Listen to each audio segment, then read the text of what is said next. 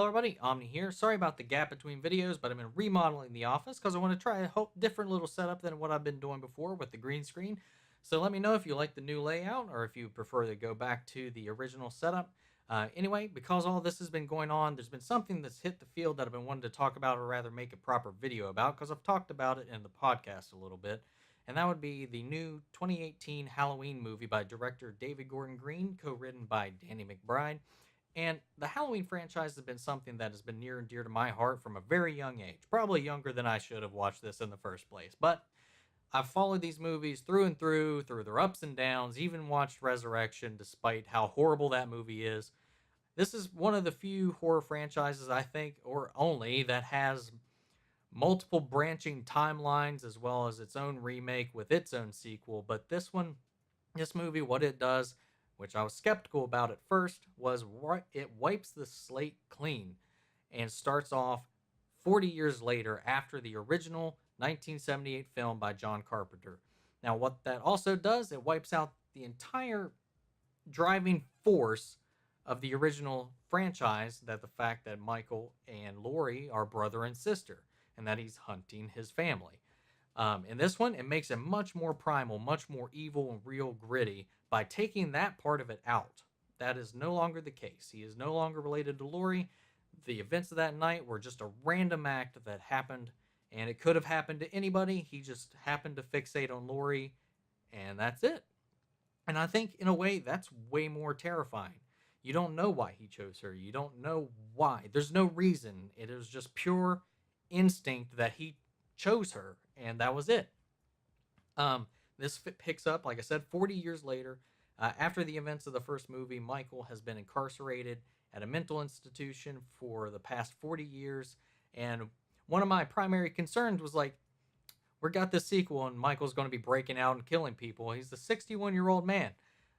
If they haven't been keeping him in good condition, I wouldn't expect him to be that threatening. But there's a nice little throwaway line right when you see the journalists from the trailer. They come in, they're talking to Michael's doctor, and they're getting this breakdown of how they take care of him in this facility. And there's just this one line where they talk about they give them the best food, the best meals, the best nutrients. They make sure they get regular exercise. So Michael is in shape.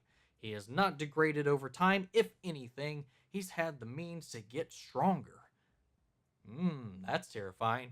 But as the movie has to happen, since there's been no progress in getting through to Michael or learning about him at all, the state no longer wants to front the bill for his care at Smith Groves, and he's going to be transferred in the next day to a drastically lower quality institution. And it's during this transfer, lo and behold, that Michael escapes and starts running amok through Haddonfield. Now, Laurie, in this time, after the events of the first movie, has become traumatized by this event. She has done everything in her power to make sure that if this happens, and she knows in her heart that it will happen again one day, that she's even praying for it to happen so that she can put down Michael if she gets the chance. And she becomes a borderline Sarah Connor in this, getting ready for Judgment Day. She's got the guns, she's got the fortress and the woods. I don't know where she got the money to build all this stuff, but she's got a freaking fort to prepare for all of this. And her lifestyle has fractured her family relationship with her daughter, her granddaughter, and it has left her a broken woman.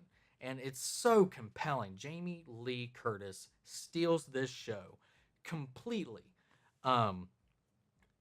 If I had to say one complaint, I think the granddaughter probably could just be written out of the movie. She's pretty much just there to be a vehicle to get Michael from point A to point B, along with a couple other things along the way. However, there are very few unlikable characters in this movie, and I think that's the best part about this film.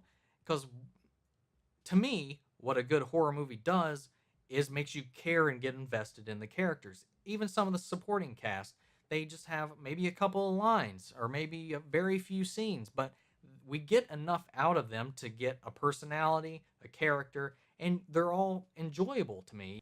I wouldn't even say that there is a single person in this movie that gets killed that I was rooting for them to get killed, because Michael doesn't act with a vendetta. He's not doing the typical 80s thing and killing the people who are doing bad stuff. Some of the people that did the worst stuff in this movie just get away with nothing. Um, and I think that's the most effective thing to do in a horror movie. If you don't care about the people you're following, what's the point? You're just watching the killer kill people, and that's not a good movie, not to me anyway. Because you want to feel like the slasher is the villain. You shouldn't be rooting for him. You should be rooting for your protagonists. And most horror movies just don't do that. They focus completely on the killer, and you know you can't build any depth or range around that. Now, this movie does take its time to get going, but once it does, it is just boom, boom, boom. Things are just happening. Now, the visual elements of the movie are so good. This movie does such a great job at capturing the tone of the original movie. Um, so many callback shots, so many homages throughout this. There's one tracking shot. You see part of it in the trailer, but this thing goes on for a solid maybe 2-3 minutes until the theme actually plays its course. It's just one solid, unbroken shot, and that shot alone in the movie is just mwah, perfection. But the movie is not without its flaws. There's a couple of plot points that only exist to get a character either from point A to point B, or to explain why they can't be found, or something like that. There's side plots that are only there as a mechanism to get the characters to a point that they need to be, rather than actually be a compelling plot point. They're After you find out what the payoff was or the reason for it, it's just like, well, all that before this was a little bit of a waste. There's a twist towards the middle of the movie that I think would have been a lot better if it stopped just a little bit before it went over the top. There was this part where there was a part where it was just kind of like bumping its head into the top, and then it just straight goes over the top. And I think if they just reined it back and didn't go that extra step with it, it would have been a lot more effective. If you go and you see it, you definitely know the twist I'm talking about.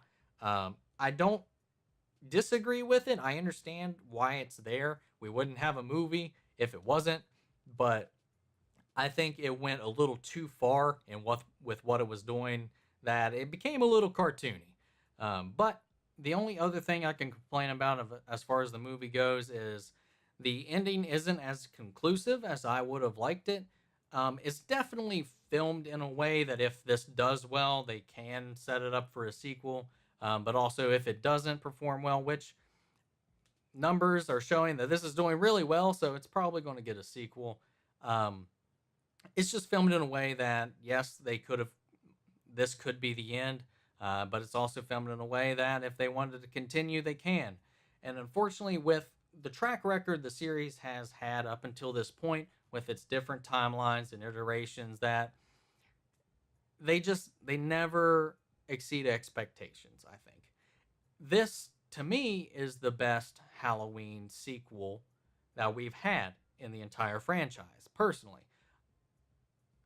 The negatives aside, I think the rest of the movie definitely outweighs that completely.